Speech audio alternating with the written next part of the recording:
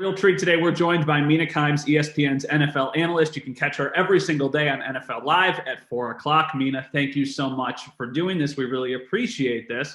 Right off the bat, Mina, I'm going to ask you a pretty tough one, I think. So if the Kansas City Chiefs are like the Saturday New York Times crossword puzzle difficulty, like if that's the tier that they are, what are the Buffalo Bills?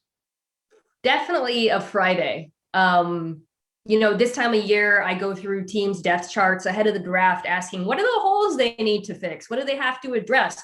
Buffalo does not have many holes. It is one of the deepest rosters in the NFL. And in fact, I would say it's a deeper roster than Kansas City. They just have Patrick Mahomes. But Buffalo has, from top to bottom, a really complete team. So obviously we're less than a week away from the NFL draft, and there's so many rumors swirling, and everybody wants to know what's going to happen at the top.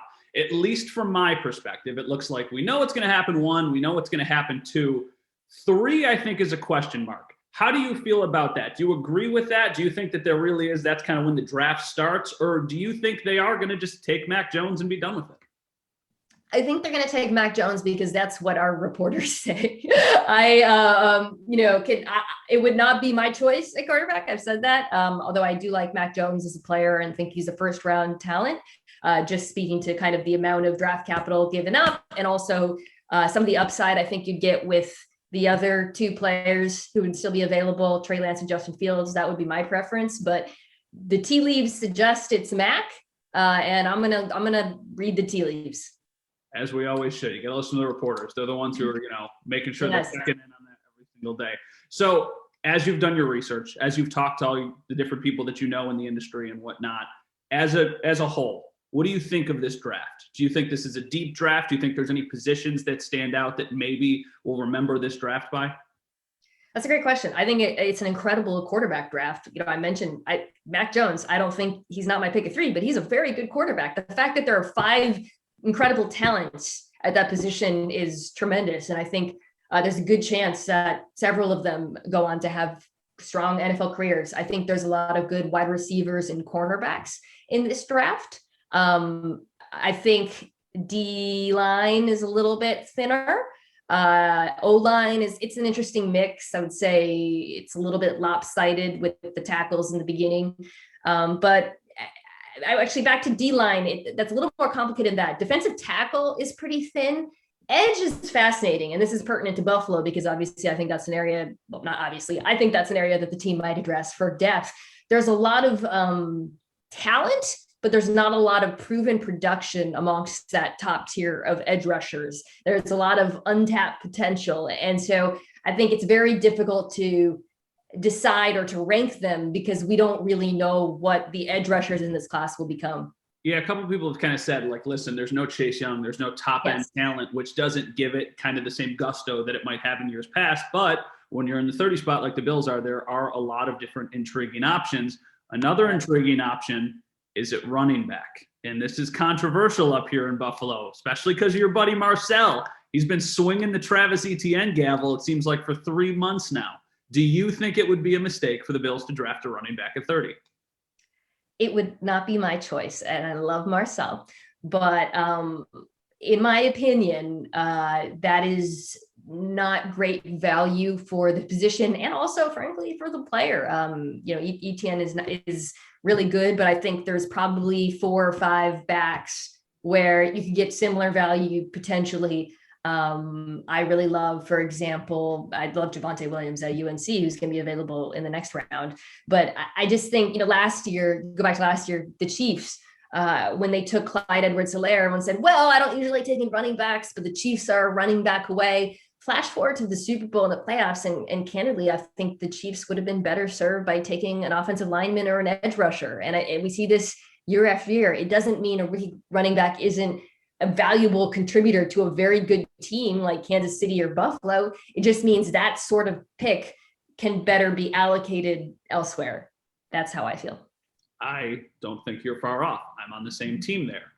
For a secondary, you mentioned a couple of the other positions that are available. I think right now, if you polled most Bills fans, they would say, yeah, they're going to draft a cornerback because it's Yeah. a good spot, best player available, but at the same time, it also fills a little bit of a need. So just your impressions of the defensive backs in this class, specifically the cornerbacks.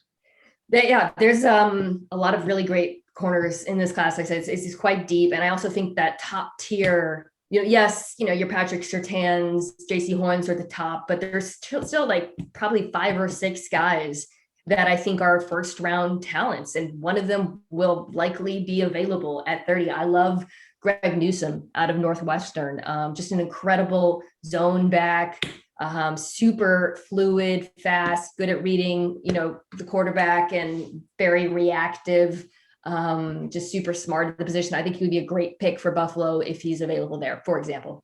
Yeah, absolutely. If the Bills are going to take this next step, they still need Josh Allen to play like Josh Allen did last year. And I think we all know that. We talked to Brandon Beane, the GM, a couple days ago, and he was candid. He said, listen, we want to get a deal with Josh Allen done. It's not really a matter of if it happens, it's when it happens. So from the national perspective, does it seem like now is the right time to get a deal done for Josh Allen after just one strong year? Or if you're the one in that seat, are you waiting and letting him do it again? I would try to get it done before the Lamar Jackson deal comes in. You always want to be the first to do the contract because the next one's going to be bigger. And I think what we saw from Josh is sustainable. When we look at these things, when we look at quarterbacks who have breakout seasons or players of any, there are times you can tell if someone's bound for regression, if they got lucky, if there were a lot of dropped interceptions, or perhaps a lot of their success was coming outside the pocket. Josh was succeeding in just about every way as a quarterback, inside, outside the pocket, extending plays, getting the ball out a lot quicker. And you saw, I think progression, not just in terms of his accuracy in the deep ball, obviously, but his control of the offense. I would be very surprised. Look, here's the deal. He's probably not going to be as good as he was last year. I say that about every quarterback who has, not just Josh Allen, who has an incredible season. But even if he was 80% of the guy we saw last year, he would still be worth giving a mega long-term contract.